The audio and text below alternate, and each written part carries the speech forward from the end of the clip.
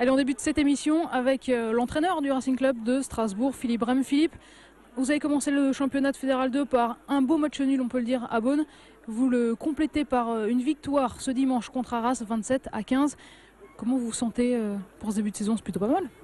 Oui, en termes de résultats purs, oui, c'est intéressant. C'est vrai que cette année, on a un effectif en quantité et en qualité beaucoup plus intéressant que les années passées. Et surtout, on a moins de trous, de faiblesses au niveau de l'effectif, à des postes importants en plus. On a fait un recrutement hyper intéressant. Donc effectivement, cette année, je pense qu'on a quelque chose à jouer.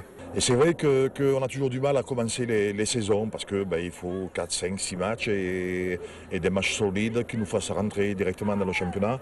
Et là, on est toujours en difficulté. Mais bon, en termes de résultats purs, bon, ça va. Un nul et une victoire, un nul à l'extérieur, une victoire à la maison devant un des favoris. Bon, on va se contenter. On s'en contente, ça c'est clair. Un petit mot, Philippe, sur les objectifs du club cette saison, la montée en Fédéral 1, possible, pas possible? Sur le papier, oui, allez, tout est possible.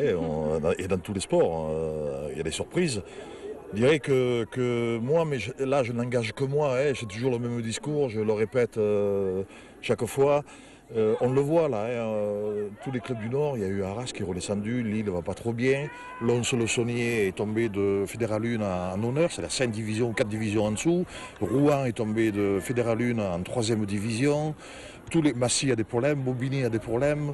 Donc moi ce que j'explique à mes dirigeants et à mon club, c'est qu'il faut avoir une pyramide solide. La pyramide, ça veut dire formation, ça veut dire que toutes les catégories du club doivent être solides, parce que nos juniors, nos cadets vont se déplacer dans toute la France aussi, donc ça demande des frais extraordinaires, et c'est une fatigue physique et psychologique, on rentre très très tard la nuit, donc tous les garçons travaillent.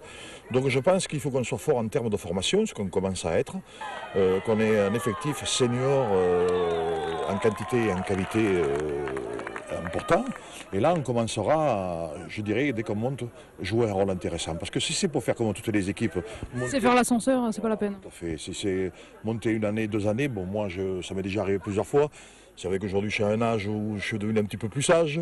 Mais bon, je comprends l'ambition et je veux pas...